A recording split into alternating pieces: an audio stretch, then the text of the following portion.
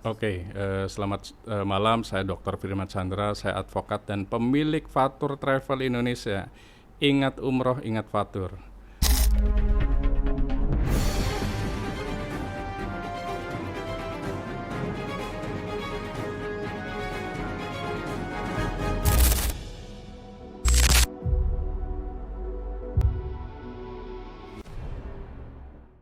Kasus mens rea itu adalah niat atau itikat jahat nawaitu. Jadi pada saat kita bercerita mens rea itu harus ada rectus actusnya atau actus reusnya masuk. Jadi niat saja tanpa ada tindak pidana itu tidak dikenakan tindak pidana. Kemudian harus masuk unus testis nullus testis, satu saksi bukan saksi juga. Artinya pada saat kebebasan bicara yang kita sebut sebuah hak asasi manusia warga negara dimanapun sudah menganut meratifikasi deklarasi hak asasi manusia, kira-kira begitu, termasuk Indonesia. Maka Indonesia punya undang-undang HAM, hak asasi manusia. Kebetulan saya pengajar hak asasi manusia juga di kampus Magister Ilmu Hukum. Jadi kebebasan bicara itu ada aturan-aturannya gitu. Makanya pada saat kita berbicara kita harus bisa mengontrol kira-kira mana yang tidak bisa kena delik, mana yang akan kena delik. Pertama, kalau bisa tidak ada spesifik nama. Spesifik nama. Jabatan boleh. Jabatan itu kata benda nouns. Jabatan itu boleh dijadikan guyonan. Tapi kalau sudah menyangkut nama itu human dignity gitu lah. Sebuah harkat martabat itu biasanya akan masuk deliknya. Tapi balik lagi kita memiliki KUHP baru. Nah, KUHP baru ini kan masih masa transisi nih. Sedangkan kejadian tindak pidana tersebut di tahun sebelumnya, artinya sebelum undang-undang asli Indonesia itu diberlakukan. Nah, tinggal penyidik menyikapinya seperti apa. Karena bagaimanapun kalau sudah ada laporan berarti kan harus diproses nih. Apakah penyidik melakukan upaya yang namanya sebuah mediasi atau sebuah silaturahmi supaya selesai di awal gitu lah, tidak sampai ke tahap duanya. Nah, ini penyidik juga masih mempelajari saya yakin nih terkait dengan KUHP dan KUHAP baru Indonesia. Apakah ada delik tindak pidana yang dimaksud atau tidak. Namun kalau saya dari kacamata hukum sebagai praktisi hukum itu harus melihat dulu LP-nya. LP-nya masuk yang dilaporkan KUHP sebagai lex generalis atau undang-undang ITE sebagai lex spesialis, itu harus dilihat. Kalau lex spesialis ya masih berlaku meskipun di tahun kemarin gitu. Karena undang-undang informasi transaksi elektronik terkait dengan pencemaran nama baik, penyebaran berita hoax kan masih berlaku. Yang tidak berlaku adalah KUHP lama yang bergilit sweatbook buatan Belanda menjadi KUHP nasional buatan asli Indonesia. Nah, tinggal dilihat dulu nih LP-nya apakah KUHP yang lama masuk atau tidak ada spesifik ke pasal yang kita sebut pasal-pasal dari pencemaran nama baik gitu lah. Nah, kalau pencemaran nama baik mungkin penyidik yang mendapatkan perkara tersebut untuk memproses mungkin bisa masuk di situ. Namun kalau menurut saya hal-hal yang sifatnya lelucon, guyonan, mungkin yang ditonton oleh ribuan orang, mungkin saling memaafkan sajalah gitu lah semestinya. Namun kalau memang mau diproses ya silakan aja, karena bagaimanapun kita punya payung hukum yang namanya Undang-Undang ITE. Di Amerika, di India, menghina presiden pun tidak ada deliknya. Nah, di Indonesia karena punya undang-undang yang kita sebut Undang-Undang ITE terkait dengan pencemaran nama baik, menyebarkan berita bohong dan lain-lain, itu masuk. Ya tinggal balik lagi, apakah penyidik sebagai elemen pertama penegakan hukum LP tersebut, apakah melakukan proses eh, yang cepat atau mendamaikan. Kalau proses cepat berarti sampai pengadilan. Kalau mendamaikan berarti selesai di penyidikan saja. Artinya penyidik akan membuat SP3 nantinya gitu loh. Tapi kalau memang ternyata menurut penyidik ini masuk deliknya, ya berarti tinggal gelar perkara penyidikan menentukan seseorang menjadi tersangka.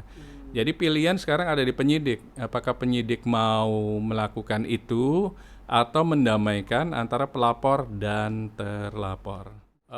Sepanjang yang disatirekan itu adalah kata benda yang tidak mengandung human dignity, harkat martabat manusia, itu sebenarnya nggak masalah.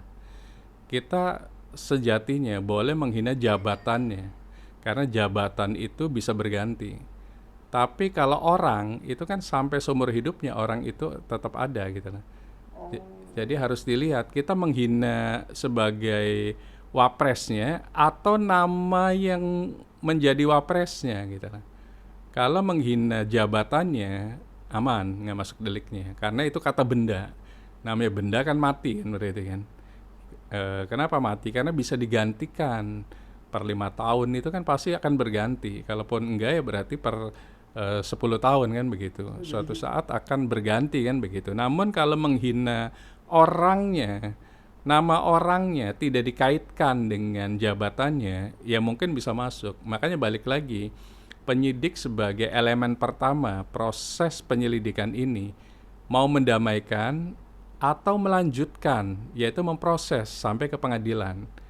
Nah itu, sepanjang tidak ada nama, semestinya tidak kena, karena itu kata benda, jabatan itu kata benda. Tapi kalau sudah masuk ke namanya itu sudah masuk ke human dignity, gitu, harkat martabat manusia. Jadi ya memang sebenarnya nggak boleh juga kita mengatakan kalimat yang kasar gitu lah. Karena Indonesia adalah negara yang harusnya mengedepankan semuanya hal-hal yang sifatnya Pancasilais gitu lah. Jadi pada saat kita ingin menghina, lebih baik hina yang tidak patut saja gitu lah, tidak mengatakan kalimat-kalimat. Kan ada kalimat yang tidak harus kasar gitu lah. Kita tidak suka ke seseorang atau ke sebuah kelompok, kan tidak harus kalimat kasar. Ada satire-satire, ada perumpamaan, ada idiom-idiom gitu lah, yang mungkin disampaikan di publik. Kan lebih lucu juga kan kalau idiom yang masuk kan. Kalau kalimat kasar itu kan kalimat yang semestinya tidak harus keluar oleh siapapun gitu lah. Karena di kita kan kalau bisa kalimatnya kalimat diperhalus lah mungkin lah yang masuk di situ atau yang dikeluarkan di situ di sebuah acara apapun gitu lah. Sehingga tidak masuk ke human dignity, karena kalau sudah masuk ke harkat martabat manusia dan merasa ada penghinaan, itu kan deliknya masuk di situ dan dia sebagai korban. Dan kalaupun dipaksakan, semestinya yang melaporkan adalah yang disampaikan, bukan organisasi lain. Misalnya menghina siapa nih sekarang namanya, nah dialah yang melaporkan, itu yang akan diproses oleh kepolisian. Kalau korbannya sendiri tidak merasa menjadi korban, ya berarti mestinya polisi bisa menghentikan sebuah LP tersebut, karena bukan orang tersebut, bukan korban tersebut, kan harus jadi korban dulu. Jadi korban dalam peristiwa hukum baru melaporkan kan. Nah kalau yang melaporkannya orang lain gimana ceritanya? Kan harusnya korban yang melaporkan kalau mau melaporkan.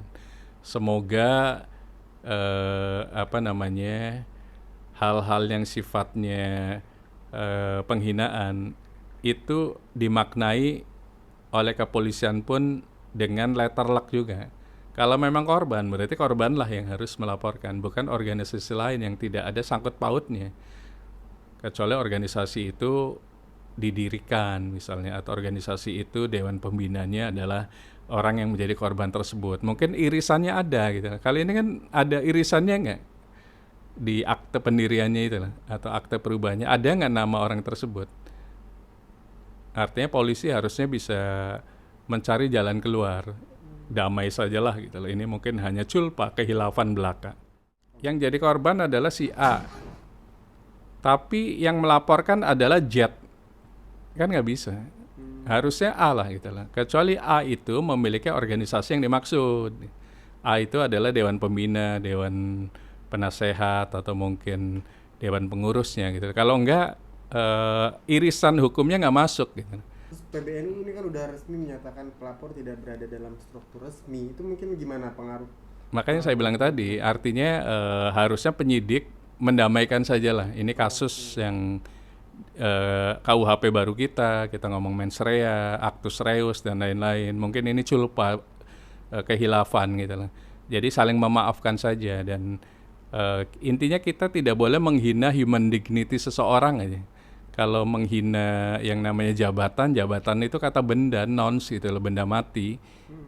Ya boleh-boleh saja, tapi ya jangan dijadikan kebiasaan juga gitu loh menghina meskipun itu benda.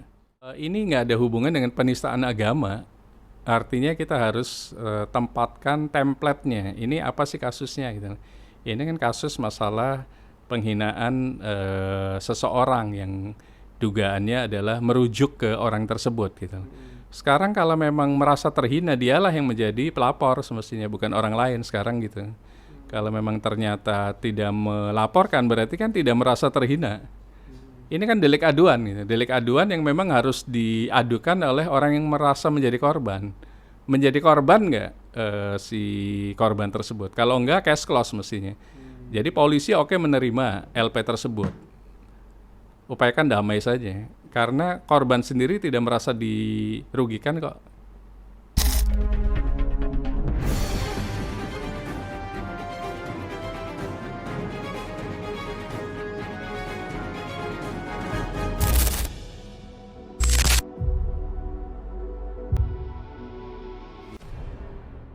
Saya Dr. Firman Chandra, saya advokat dan pemilik Fatur Travel Indonesia.